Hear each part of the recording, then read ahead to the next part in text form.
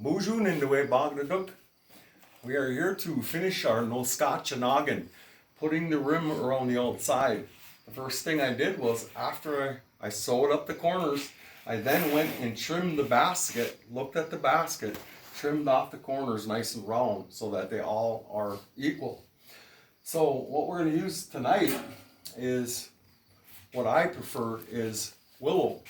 It's very bendable material. The Ojibwe word for willow, this kind of willow, is Ojibweg Ojibweg, the willow.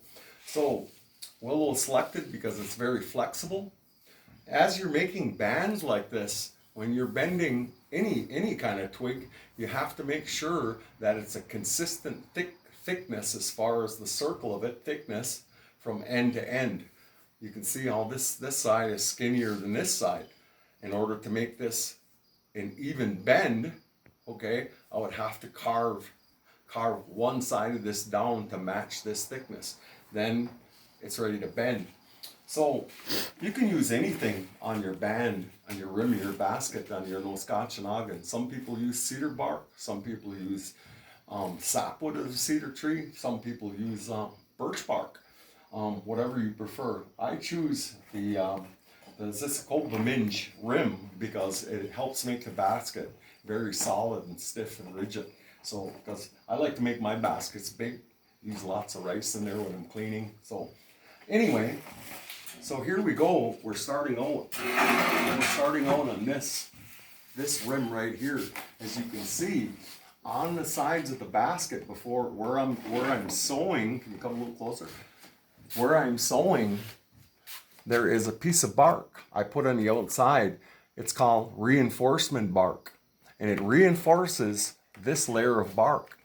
Okay, so as I get my first rim, what I do is, because I bend two sides, this half and that half, and how I splice them, I make a bevel in one piece of wood coming from that direction. You can see the bevel, how it's beveled off that way, and the one that comes from the other side, I bevel the other way.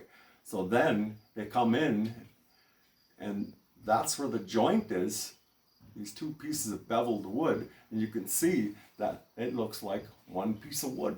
You can zoom into that. So what happens is that becomes just as strong as the rest of the twig. Okay, so moving on, we start right here at the halfway point of the basket.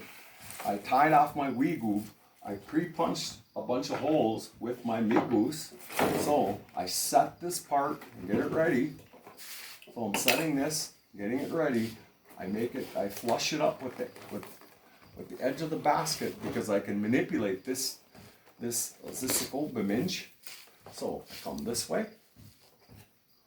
I'll bring it back around. And I will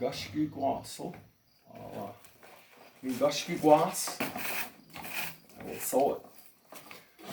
And the other thing is, as you're doing this, you always want your wee goob to go across the rim at an angle, because what that does is it kind of goes against the grain of the lines of the bark, making it attach much better.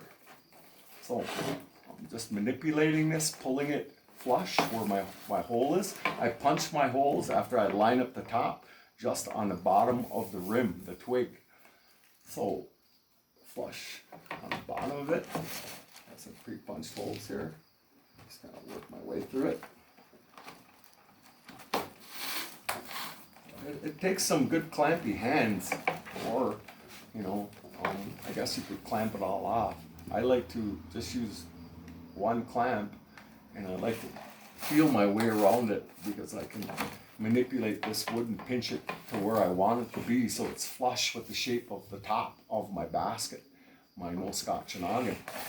So as I'm making this curve, I'm pulling it, wrapping it tight at an angle across the rim.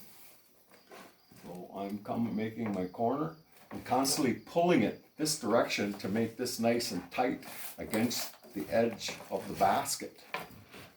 So coming back around,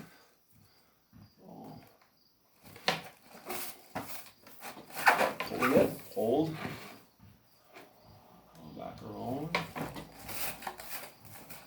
Manipulate, pull it, holding it nice and tight. I got my pre-drilled holes.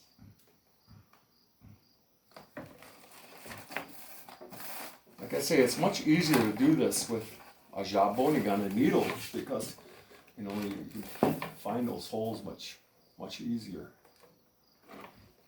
as you're sewing. Coming around. Alright. Now pulling this down, I'm manipulating, flushing it off to the top of the basket. Around my pre-punched holes that are about 1 inch apart, and that's what helps it go at an angle. Wrapping it, holding it tight, pinching it down. Okay, so keep it coming. And then when the wiggle runs short, I just tie on another piece and try to hide the knot on the outside so it doesn't get in the way of your monoman. Pulling it, flushing the top off, pulling it down. So now at this point in the front of the basket, I will now add my next reinforcement piece, sew that around and do the same thing. After I get the other side, like I say, the bevel will come together like this from the other side and be sewn down right along the edge of the basket. Now I just finished one, so here is a finished Noshkaachinaagan that we just finished, and you can see it's nice and big. I like to make my Noshkaachinaagan nice and big. I put a lot of monominous, and because of that willow rim, it's very strong. And that's a teaching for us also. That's a teaching in Anishinaabe. We see this birch bark, you know, it's kind of brittle. The wee goop, you know, you yank on it, it can snap. This willow is very delicate, you know, just over bent. They can just, you know, over bent. We can snap it, and it could be easily broken. But when all these things are put together, they come in sync, and what happens is they become strong.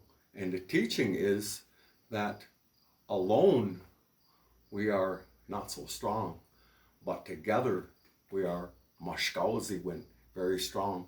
So let's all get ready for Menominee wild ricing that's coming up, and that is the Noshkaachinaagan Ojibwe style. Miigwech.